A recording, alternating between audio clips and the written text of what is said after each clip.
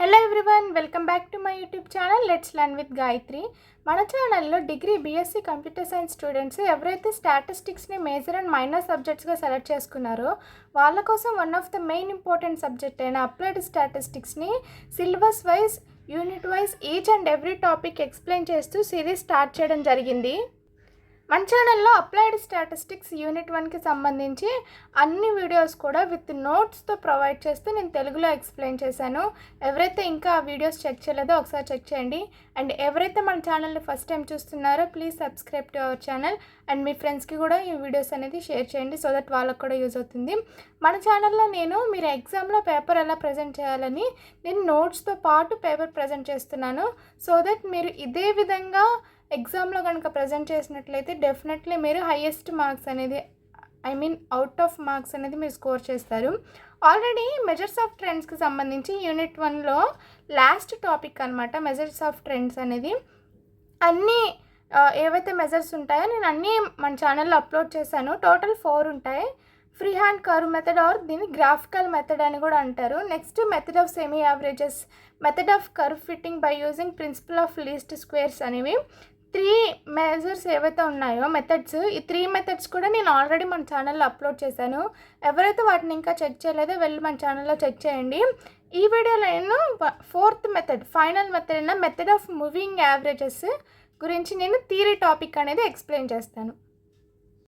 Measures of ట్రెండ్లో మనకున్న 4 మెథడ్స్ని compare చేసుకుంటే మెథడ్ ఆఫ్ మూవింగ్ యావరేజెస్ అనేది చాలా కాంప్లికేటెడ్గా ఉంటుంది, కొంచెం టఫ్గా ఉంటుంది, కన్ఫ్యూజన్తో ఉంటుందన్నమాట. మీరు చాలా కాన్సన్ట్రేషన్ పెట్టి వీడియోని 1-2 టైమ్స్ చూస్తే మీకు ఈజీగా అర్థమవుతుంది.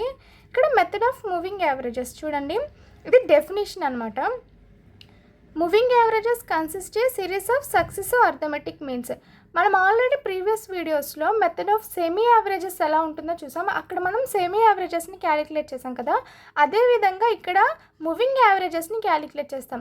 ఈ మూవింగ్ యావరేజెస్ ఎలా క్యాలిక్యులేట్ చేస్తాం అనేది మీకు ప్రాబ్లం చేస్తే అర్థమవుతుంది. ప్రాబ్లమ్స్ నేను అప్కమింగ్ వీడియోస్లో కంపల్సరీ అప్లోడ్ చేస్తాను.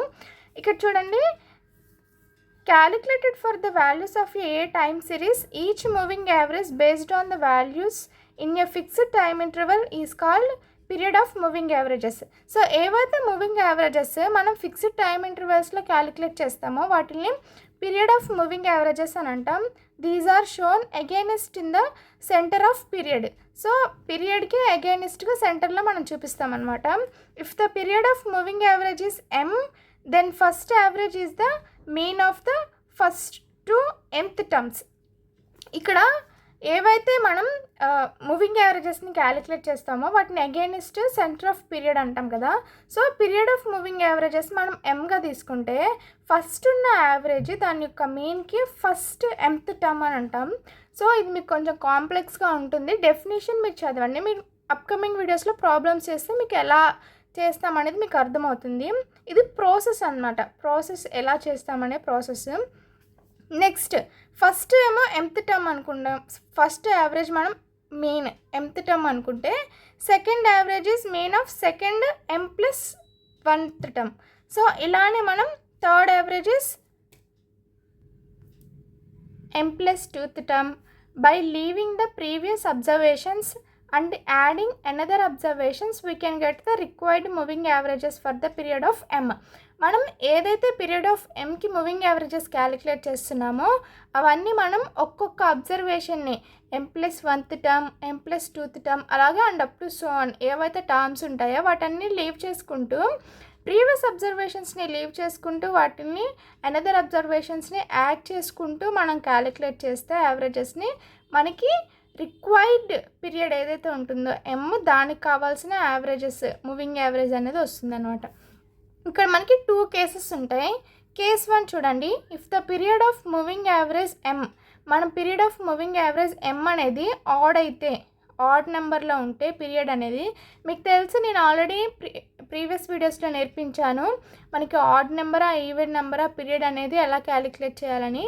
మీకు క్వశ్చన్లోనే ఎగ్జామ్లో మీకు డేటా అనేది ప్రొవైడ్ చేస్తారు. ప్రొవైడ్ చేసిన డేటాని మీ బేస్ చేసుకొని అక్కడ మీకు టైం అనేది ఎన్ని టర్మ్స్ ఇచ్చారో క్యాలిక్యులేట్ చేసుకుంటే మీకు ఆడ్ నెంబర్లో ఉంటే ఆడ్ నెంబర్ ఆఫ్ పీరియడ్స్ ఉంటాయి, ఈవెన్ నెంబర్లో ఉంటే మీకు ఈవెన్ నెంబర్ ఆఫ్ పీరియడ్స్లో ఉన్నట్టు లెక్క. ఇక్కడ చూడండి, మనం తీసుకున్న period of moving average m అనేది ఆడ్ అయితే so let it be m equal to 2k plus 1. This is formula అనమాట, ఇది యూజ్ చేస్తాం. Then the moving average is placed again at the mid values of the time periods which occurs at t equal to k plus 1. మనకి moving averages మనం తీసుకున్న period of moving average m అనేది odd అయితే let it be m అనేది 2k plus 1 అయితే మనకు కావాల్సిన mid values of the time periods ఎక్కడ వస్తాయి? t equal to k plus 1 ఏదైతే ఉందో k ప్లస్ 1 దగ్గర మనకి కావాల్సిన period of values mid values అనేవి వస్తాయన్నమాట. Next case 2. So odd numbers అయితే ఇలా చూసాం కదా, మరి ఈవెన్ నెంబర్స్ అయితే if the moving average m is even let it be m equal to 2k. Odd numbers అయితే m equal to 2k plus 1, even numbers అయితే m is equal to 2k. Then it is placed between two middle values, the time periods which occurs between t equal to k and t equal to k plus 1. ఇక్కడ చూడండి, మనకి add నెంబర్స్లో ఎక్కడ వస్తాయి middle values అనేవి? Mid values t equal to k plus 1 దగ్గర వస్తాయి. Even numbers అయితే మిడిల్ వాల్యూస్ అనేవి మనకి t equal to k and t equal to k plus 1 మిడిల్లో వస్తాయి అన్నమాట. This values are called non centred moving averages. So ఇవి నాన్ సెంటర్డ్ మూవింగ్ యావరేజెస్ అని అంటాం. ఎగ్జామ్లో ఏ మెథడ్ ఇచ్చినా సరే మీరు కంపల్సరీ ప్రాసెస్ ఎక్స్ప్లెయిన్ చేసిన తర్వాత థియరీలో డెఫినెట్లీ మీరు మెరిట్స్ అండ్ డిమెరిట్స్ అనేవి కంపల్సరీ రావాలి. మెరిట్స్ అండ్ డిమెరిట్స్ అనేవి చాలా ఇంపార్టెంట్, వాటికే మీకు 2-3 మార్క్స్ అనేవి కంపల్సరీ యాడ్ అవుతాయి. ఖచ్చితంగా మీరు any two merits and demerits 2 రాస్తే సరిపోతుంది. కంపల్సరీ మాత్రం ఖచ్చితంగా రాయాలి ఎగ్జామ్లో మీరు మెరిట్స్ అండ్ డిమెరిట్స్.